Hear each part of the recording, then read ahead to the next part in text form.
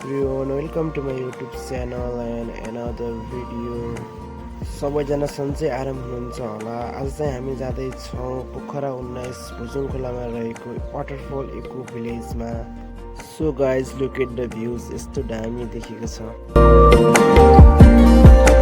आज चाहिँ मसँग हुनुहुन्छ हाम्रो ह्यान्डसम भाइ वरुण, अनि हाम्रो अगाडि हुनुहुन्छ विकास दाई अनि जेम्स दाई, अनि हाम्रो पछाडि आउँदैछन् दिल भाइ।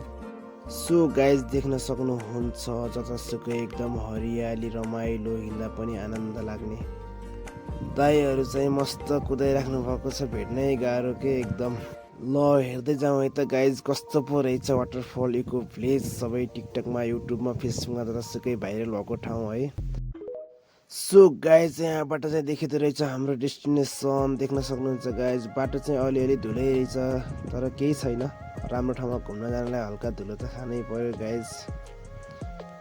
सो गाइज पोखरा बगरदेखि करिब 30 मिनटमा हामी चाहिँ फाइनल्ली आइपुग्यौँ वाटरफल इको भिलेजमा। भिडियोमा हेरौँ है त गाइज के कस्तो छ।